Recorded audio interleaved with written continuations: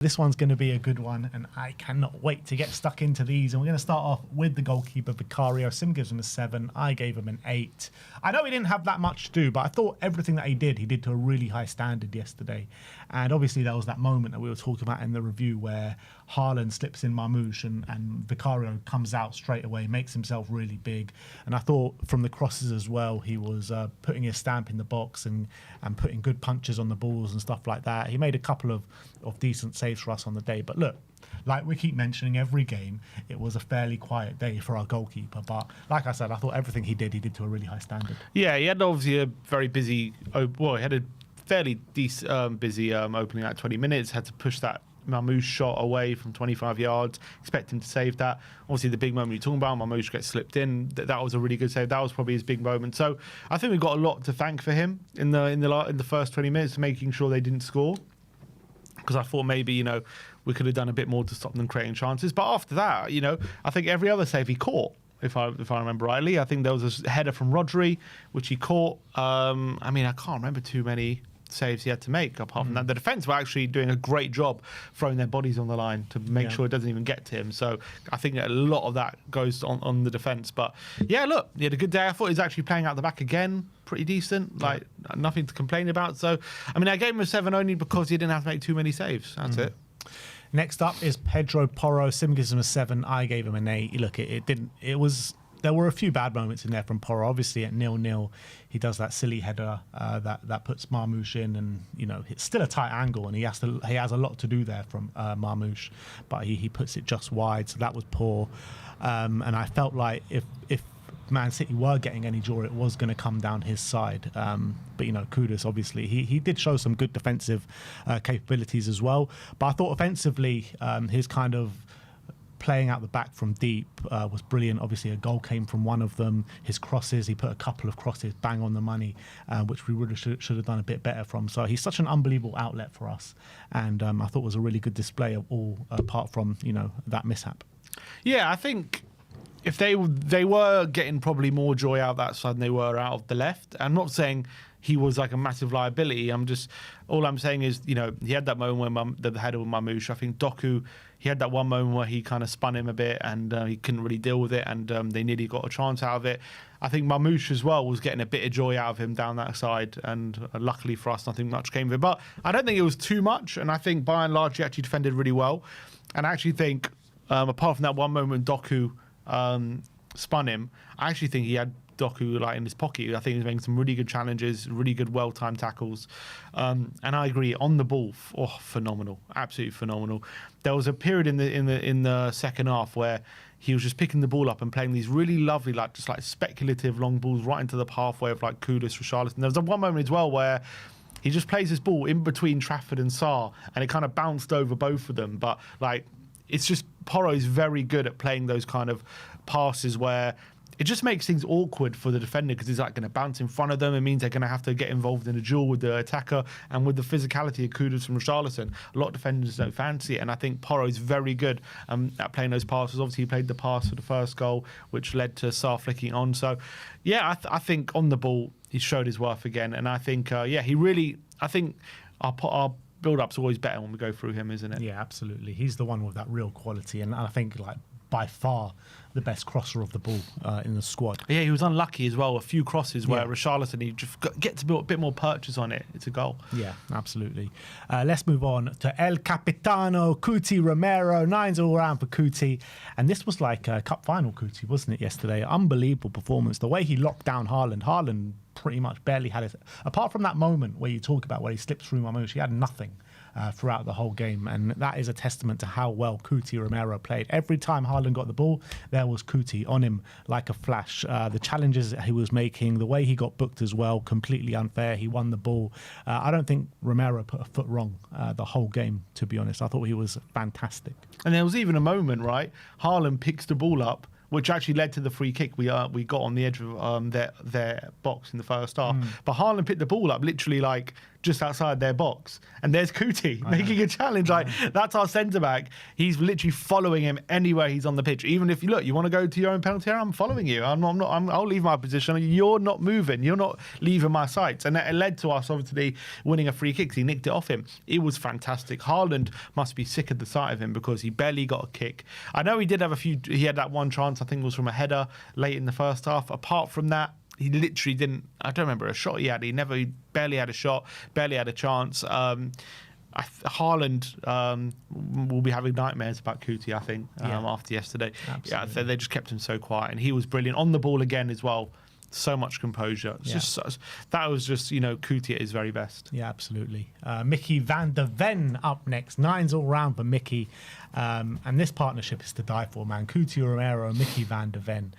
Such a great partnership. So lucky to have them, in my opinion. And look, I think it's like, his performances his role under Frank and under Ange is so different, right? When we're got the high line, he's always having to run back, always putting those hamstrings into use. And now he can be a bit more controlled, a bit more measured. He's there for those last-ditch challenges, and they're absolutely to die for. That one on Phil Foden, because if Phil Foden scores there, we're in for a dodgy last few minutes. So such an important challenge to make from Mickey van der Ven, and he did it absolutely pinpoint. And there was a few of them throughout the game as well. It wasn't just that. I thought his defensive capabilities were on point. He was pushing high up the pitch as well at times. I think, again, along with Kuti, I think Mickey didn't put a foot wrong yesterday. Yeah, I think it's helping him that he's not constantly covering large spaces, which obviously he's good at, but the fact he doesn't need to is leading him to an improved performance. And I think we're seeing. The thing is with Van der Ven, obviously he's a massive fan of his and he's a great defender. But I've always felt when he's been at the club, when it comes to being a box defender, he's still got a lot to improve on and learn in terms of always being switched on, winning headers, clearances, that kind of stuff. I felt like he's always been a much better defender outside the penalty area than inside, if you know what I mean. But I think he's really improving that. You can see that there's been a real difference since Frank's come in. He's really improving that art of defending, getting tight to his man, positioning, putting his body on the line, all those different things. I think he's really getting better at. And so he's really becoming a much better all-round defender now. And on the ball as well, I'm seeing him a lot more confident with his passing. That seems to be improving. This was a top-notch display from Van der Ven. He was obviously also a big part of why Haaland was so quiet. And he's getting more confident. That partnership, it's amazing how that partnership looks. Obviously, it was looked good before, but when they've got that bit more protection and structure around them, it's almost like they've gone from I described it yesterday, they've gone from they can handle it to they're not getting past. It's a brick wall now. Yeah. It's crazy. And it's so great to see. Yeah, it really is. Next up, the last of the back line is Jed Spence, or I say the last of the white wall is Jed Spence. And Sim gives him an 8. I gave him a 9. I thought Jed Spence was incredible. This guy is such a good defender, such a great one-on-one defender. In my opinion, the best one-on-one defensive fullback that we have. And I would go as far as say he could even be the most complete fullback that we have at this football club. Every game goes by, he impresses me even more. Oscar Bob was completely locked down yesterday. And even at times when it looked like Oscar Bob was favourite to win the ball, there was Jed Spence and he just gobbled it up every single time. And absolutely nothing came down that side for us. And that is all thanks to the work rate that Jed Spence put in throughout the game. Look, I don't think we saw too much of him kind of marauding forward and providing an attacking outlet on that side, but just from a defensive standpoint, he was impenetrable. And I think the biggest credit you can give him is we'll talk about a bit later about the work rate Kudus put in, and Johnson I don't think put the same level of work rate in, but he didn't need to. Spence didn't need the help. He just had it all on lock. He literally didn't need Johnson tracking back because he could handle it. He could handle what was being thrown at him. Oscar Bob is a great talent, and he even in moments he looked like he was looking dangerous, but he just couldn't get away from Spence. He just couldn't shake him off. It was a phenomenal defensive display from him yet again. And even going forward, I wouldn't say he was fantastic or anything. He didn't in terms of crossing and stuff, but he just got in the position and then gave it to Johnson or gave it to someone else in a better position and just facilitated the better attacking players. So I think, going forward, it was okay. just kept it simple in that sense. But yeah, phenomenal display. And look, I was worried when Udogie got injured, and look, he's been because he had a bad end to last season, didn't he? But he's like back to his best now, isn't he, Jed? Yeah, better than ever. Next up is Joao Palhinha, first start in the Premier League for Tottenham Hotspur, 9s all round. Such an incredible role he had in the team yesterday. The anchor role where he was just gobbling up everything for fun. Tijani Reyners could do absolutely nothing, and part of that was thanks to Joao Palhinha, the challenges that he was putting in, the aggressive nature that he was showing. He has added that extra element that we've needed to that midfield. It was way too easy at times last season just to play through us, play through the middle. And we've needed someone like Joao Palhinha for so long. I would even say as far as we've needed someone like that since that peak Wanyama season at the last season at White Hart Lane. And now we finally got him, Joao Palhinha. And, a lot of people weren't convinced about him coming into this team and does he have the passing ability that we need from that kind of player.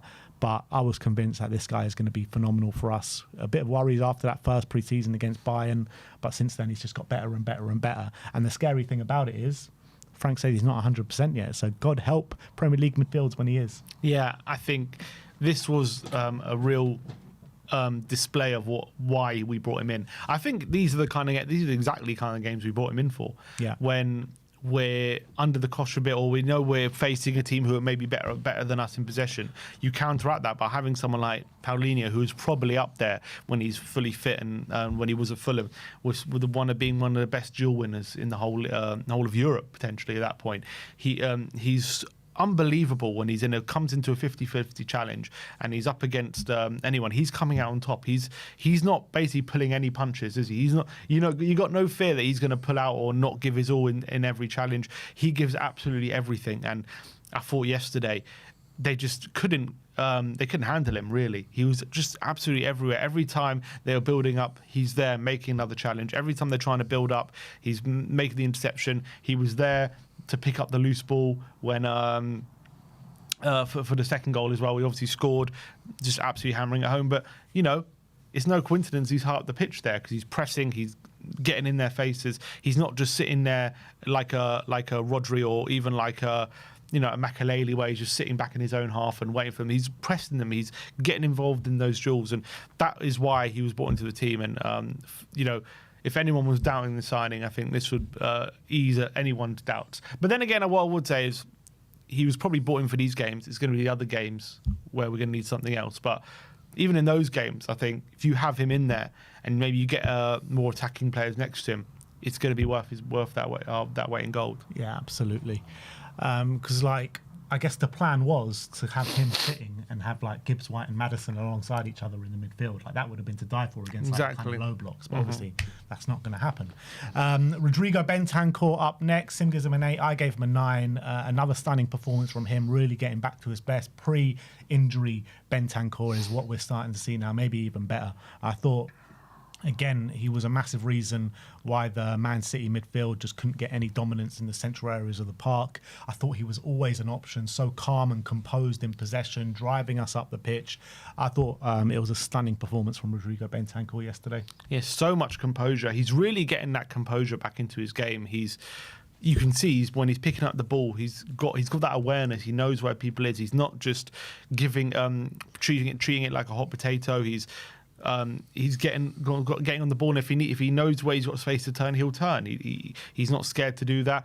He's also, I think, his movement is improving so much as well. He's showing for the ball. He's moving to the space. I think he was quite crucial in our build up as well. A lot of the time, he's definitely showing, that player that he was under Conte, who was one of the most consistent midfielders in the Premier League at the time. I think he's been phenomenal in this game. He's been phenomenal under Frank so far. And there was another top display. And again, similar to Palhinha, getting really strong in those duels, not pulling any punches. It was another great display. And, maybe they're starting to develop a good partnership, hopefully, him and Palhinha. They definitely are. I definitely saw that yesterday. It's something I noticed as for sure certainty that they're flourishing in that kind of aspect. Next up is Pape, Matar, Sarr. 9s all round for Pape. We gave him our man the match on the watch along yesterday, and this guy is everywhere. This guy I don't think anyone can match his work rate and his physicality. Like, this guy is just non-stop. Even in the last moments of the game, he's marauding up the pitch. He does not get tired. I just can't believe what I'm seeing from Pape Matar at the moment. He's just getting better and better, and he is, you know, a mainstay in this team now. And last season, at the back end of last season, people were saying, "Oh, should we sell Pape Sarr?" And you know, he's not a fully concealed starter in this team, and now he is one of the first names on the team sheet. He really is such a vital cog in everything that we do, from a defensive capability, from an offensive capability. His pressing is second to none. Obviously, pressing led to the one of the goals that we did score.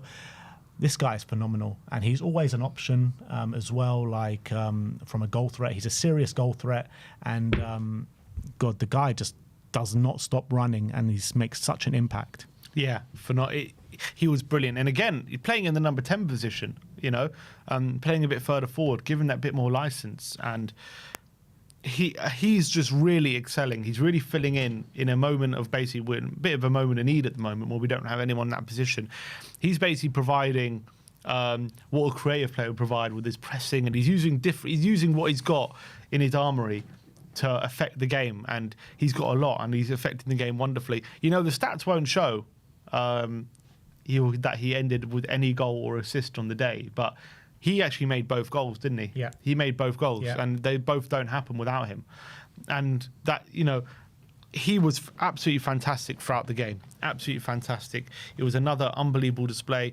He's been brilliant in pre-season. He was brilliant against PSG. He was brilliant against Burnley, got an assist in that one, and another top display. And you know what? Once we do sign a number 10, Frank does have a big decision on his hands, doesn't he? Yeah. A big decision about what he does. Yeah. I don't think you can take him out of the team. I really don't. He's the only player. Who can you? It's true. It's true, but that's the beauty of having all these options. You know, you want great options in all times, and maybe it'll be a case of playing Sarr when we have Champions League games, playing Sarr in the Champions League and not playing him in the Premier League, because we're going to have so many options. Like Bergvall is going to need to get his minutes as well. So it's going to be interesting. It's going to be very interesting. But right now, Pape Sarr is definitely one of the first names on the team sheet, in my opinion. And I was looking at the SofaScore ratings from the game yesterday. SofaScore gave him a 6.1. Yeah, and that's what I'm saying. Player on the pitch. Because the stats don't incorporate the things that he was given a lot of the time. Yeah. Let's move on to Mohammed Kudus. 8 all round for Mo. What a workman-like performance it was from Mohammed Kudus. First of all, the pressing. The pressing is just incredible. I say the pressing was second to none to Sarr, but I mean, Kudus was just as good in terms of pressing. I said it before in the match review, like whenever a Man City player had it, there was Mo Kudus just marauding forward like a steam train, and they shut themselves every single time they had Kudus running towards them. The work rate and the energy levels that he showed throughout the game was just, I just couldn't believe what I was seeing. The defensive play, like trying to always back up Porro, always being there in defensive capability, locking down Doku, locking down Omar Mamouche at times. Like, this guy, when he has the ball, it's so hard to get the ball off him as well. It's just like, I'm so happy that we signed this guy. Like, I don't know what West Ham fans were seeing. I don't know, maybe it was a lack of effort last year for him in a West Ham shirt or whatever. He didn't buy into the project or whatever, but he is just a phenomenal player, man. He really is. And he's also a bit of a get out of jail free card when we're struggling our build up. Yeah. It's like when it seems like we've got no option, it's like Kudus just shows for it a bit and you just give off to him and he can hold off anyone, it seems. Any defender, he's not scared of holding up Left, the ball. right, take it down the middle, whichever way you want to go, like Kudus is there. You can hold him off, you can spin him, and you can do it to anyone. And it's such a great kind of... We talk about safety blankets for like when Van der Ven's in the back line, but he's kind of like a safety blanket in build up. If we're struggling, we can't really find an option, just give it off to Kudus, and he can make sure that he can hang on to the ball, and that's like really fantastic. As you said, the work he put in yesterday was, especially when Doku came on, I felt like just phenomenal, like continuously helping Porro, making sure he's not alone. There was a few moments where Doku's like directly running at Porro, and Kudus comes from nowhere and just barges him out of the way, wins the ball back, and all of a sudden that attack breaks down. it's just fantastic. His ability the amount of times you think he's second best to a ball and he just comes out with it is incredible, and that gives you so many more options. So amazing. And the amount of times as well you think, oh, he's going to lose it, and he just dribbles his way out of a situation as well. It's just so great. Look, the only thing I'd say is, like, when he got into the final third, and it was, when it was his opportunity to put in a good cross or take a shot or something, that's still clearly, I don't know whether it needs work or he still needs to show his best, because you haven't seen too much of that yet. Obviously, he got 2 assists in his first game, but could have showed a bit more quality when it came to being effective in the final third. But when it comes to his physicality, his dribbling, press resistance, work rate, all been 10 out of 10 so far. Yeah. Couldn't agree more. And it's like, he's just such a box of tricks. You just don't know what he's going to do next. That's the thing. That's what's the beauty of Mohammed Kudus is. And yeah, he's such a fan favourite already. Isn't he? Everyone's loving him. Next up is Brennan Johnson. 7s all round for Brennan. Yeah, look, I thought first half from Brennan was kind of, more of the same, not really impacting much. And but the boy's inevitable. He's absolutely inevitable. He's there at the back stick every time, pinpoint cross from Richarlison, and he's there to gobble it up and to finish it off. 2 games, 2 goals. But what can you say about Brennan Johnson? I did feel like in the second half he grew more in influence and he started to impact the game a bit more than what we've seen in the past. But, you could never write this boy off. You can never write him off. He's always gets on the score sheet. And you know what, as well, for all the complaints about him not being a left winger, 2 games on the left, 2 starts on the left, 2 goals. Yeah. Like, what more can you ask for? Yeah. And Frank described him as a deep runner. Maybe that's his role. He's not. His role isn't to be constantly involved like Kudus. His role is when time's right, he makes the run and he gets in on the goal, and that's exactly what he did. He scored, brilliant finish, great, got in position. When he found the moment, he sprinted away from Rico Lewis. I said in the preview, if I'll be tempted to start him because I feel like with Rico Lewis there tucked in, there's going to be space there if he can make the run. Exactly what he did. He made the run, found the moment, got the goal, and.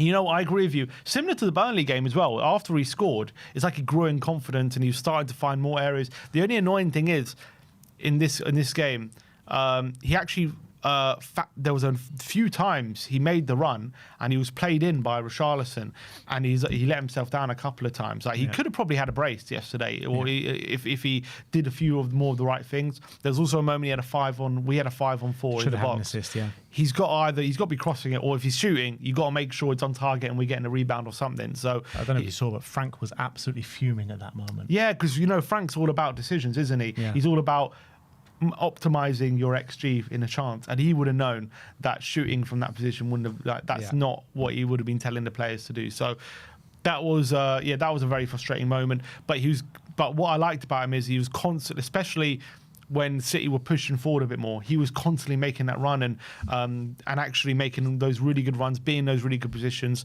He'll probably be a bit frustrated he didn't create 2 more goal-scoring chances out of the moments he had, because there was especially one moment he took a heavy touch and a better touch and he's in on goal and he's 1-on-1 with the keeper. So he'll be frustrated with that. But look, he got the goal, and what more can I say? What can't really complain too much about it. It's just Frank seems to getting him in that position, he's doing well there for all of us saying he was not a left winger. Yeah, it's such an invaluable thing to have in the squad, just someone that can just always pop up with a goal, regardless of the level of performance. It's just so invaluable. Let's move on to the last of the starting 11, which is Richarlison, our number 9, and Sim gives him a 9. I gave him an 8. Maybe I was a bit harsh there, to be honest, with an 8, but heavy hand in both the goals that we did score. First one with a pinpoint ball into Brennan Johnson. The second one was just him being his usual pest, An absolute Richarlison is a pest. That's all he is. Like, he must be so annoying to play against because he's always there. He's always being aggressive. He's always putting his body in the way. And this level of performance that we're seeing from him now, since Thomas Frank has come in, since that PSG game, is just phenomenal. And I always thought Richarlison was a good player, but I never thought he was this good. And in these last 3 games, I think he's proved a lot of people wrong in terms of the level just the sheer levels of performances, the goal contributions, 2 goals in his first game, 1 assist where, you know, you can pretty much account the second assist. I know it didn't come directly off him, but he buys that and he makes that happen. So, yeah, he's always just causing a nuisance of himself. Yeah, and the amount of times as well he won the ball in their half, just with his sheer pressing. I think we're seeing a new level of physicality from Rishi that we haven't seen in a Tottenham shirt in terms of sharpness, in terms of strength. He seems a lot stronger than he was beforehand, and he seems faster. He seems like he's gained a yard somehow. I don't know how he's done it, but he seems sharper, faster. He seems healthier. He just seems more confident as well. This is a side or a level of performance from Richard we haven't seen in the number 9 since he's come to Tottenham, just in terms of his all-round game. Obviously, he went through that period where he scored loads of goals, but in terms of just his all-round game, that level of performance, we're seeing Rishi playing at a new level at the moment, and I'm really delighted for him, because I've just read an interview from him, and he said he's talking in the Independent. He was saying, you know, every year when the transfer window opens, my name always comes up and people always say I'm leaving, but I've never wanted to leave. I've always wanted to stay, and I told that to Frank in my first meeting with him, that I've got no intention of leaving. I'm always linked to Brazil, he said, and I've never wanted to go back there. I've always wanted to make it work at Tottenham. And, you know, and he's constantly being told by the fans, you should leave, you're injury prone, all this kind of stuff. So, look, we've still got a long way to go when it comes to him not being proving he's not injury prone, but right now, I'm just delighted for him that he's going for a really good period. He's feeling the love. He's playing with a newfound confidence and newfound energy, and he's playing brilliantly. And he's, you know, scoring goals. He got an assist in this one, brilliant assist as well. If he keeps this up, you know, who knows what he can achieve this season? Yeah, if he keeps this up, he will be Brazil's number 9 going into the World Cup for sure. And I would even go as far as to say, like, this form, I know it's better now, but it goes back to that Europa League run towards the back end of the last season, because he was so vital for us in those few games as well, and now he's just taking it onto a new level. Let's finish off talking about Thomas Frank. Sim gave him a 9. I gave him a big fat 10. There were no flaws in his management yesterday whatsoever. I had to give him a 10. I thought from the setup, it threw a curveball out there, not going 5 at the back. I'm sure Pep would have thought that Spurs would have gone 5 at the back yesterday. We went for it at the back. You know, I disagreed with it. I thought we should have gone 5 at the back, and I was proved completely wrong. Every facet of the game I thought was pretty near perfect, from the defensive to the midfield to the forward line. I thought there were no flaws in it whatsoever. The game plan worked down to a T. The setup was incredible. We won the midfield battle, which a lot of people were worried about before the game, going up against that Man City midfield 3. We were so aggressive. We were the better side on the day, completely deserved the win. And I thought the changes as well, the substitutes were absolutely perfect, where all of them came on and actually made an impact. I thought Odegaard came on and looked sharp and looked good, you know, with that header at the back stick. Maybe he should have just volleyed it or something. I don't think he was ever going to score with a header from there, but, you know, he was causing himself a threat. And Dom Solanke looked sharp when he came on as well. So I thought the subs were perfect. The game plan was perfect. Everything was perfect. Yeah, I agree. I think it was phenomenal game management. Why not a 10, man? Just because it was only 2-0. We won 4-0 there last year. No, but look, maybe it could have been a 10, but I gave him a 9 just because, you know, we could have killed the game maybe. I don't know. It's not really his fault, I guess. But I do think his game management was absolutely spot on. It was phenomenal. And it has, in the last 2 games, it has been brilliant. The way we, as well, managed the game at 2-0 up, that second half was absolutely, I thought we were exceptional in that second half. The way we pressed them when we needed to press them, we were on top of them. We were relentless. We never basically gave up on that press. We were absolutely phenomenal. We defended when we needed to defend. We attacked when we needed to attack. We exploited the space. We were compact. We were breaking up their play. But we were brave as well. It wasn't just like it wasn't it wasn't a part of the bus job at all. No. We were pressing them. We were pressing high. We were pressing aggressively. We were forcing them, even at 2-0. Yeah, we're 2-0 up, but we're forcing them into mistakes in their back line. You got Trafford playing out of play. You got their defenders playing out of play because they're just being constantly hounded by such an intense press. It was absolutely fantastic absolutely fantastic from Thomas Frank, and I completely agree with you. The subs were great as well. Absolutely fantastic. I think each of them made an impact. I think I'm just been so impressed by his in-game management so far. I really have. So fair play to him, and brilliant performance, brilliant result, and brilliant management from Thomas Frank. Yeah, Who's in the chat says Sim describing exactly why Frank should have got a 10. Yeah, probably. Yeah, maybe should have got a 10. All right, well, that is it. That is a player rating from a phenomenal performance from Tottenham Hotspur at the Etihad. 2-0 win. And once again, Spurs go and take points from Manchester City.